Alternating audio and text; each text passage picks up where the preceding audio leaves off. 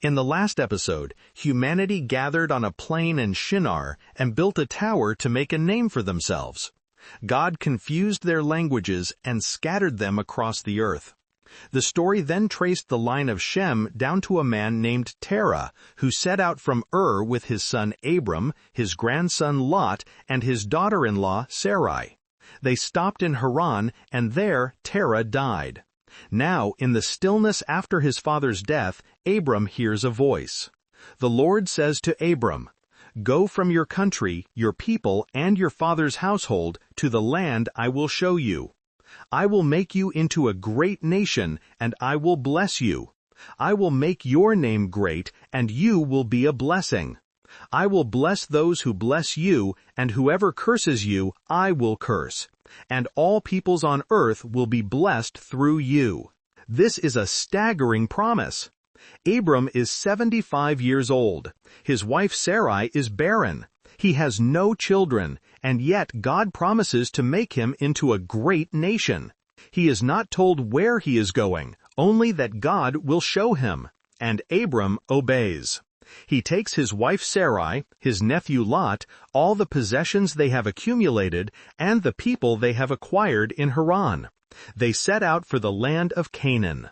The journey is long, the destination is unknown, but Abram walks by faith.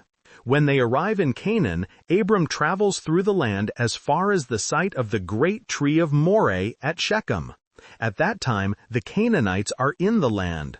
The Lord appears to Abram and says, "To your offspring I will give this land." Abram is standing in a land that belongs to others. He is old, he has no heir.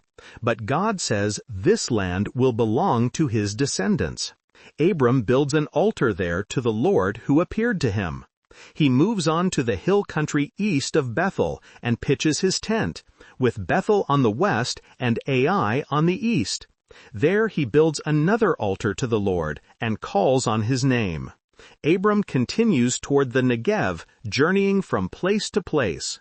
Then a famine strikes the land. It is severe. Abram goes down to Egypt to live there for a while.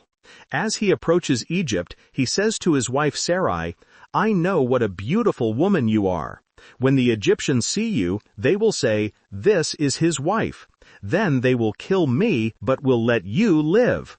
Say you are my sister, so that I will be treated well for your sake, and my life will be spared because of you." This is a troubling moment. Abram, the man of faith, resorts to deception. He protects himself at his wife's expense. When Abram arrives in Egypt, the Egyptians see that Sarai is very beautiful. Pharaoh's officials praise her to Pharaoh, and she is taken into his palace. Pharaoh treats Abram well for her sake. Abram acquires sheep, cattle, donkeys, servants, and camels. But the Lord inflicts serious diseases on Pharaoh and his household because of Sarai. Pharaoh summons Abram. "What have you done to me? Why did you not tell me she was your wife? Why did you say she is my sister, so that I took her to be my wife? Now then, here is your wife. Take her and go." Pharaoh gives orders about Abram, and his men sent him on his way with his wife and everything he has. Abram leaves Egypt humbled.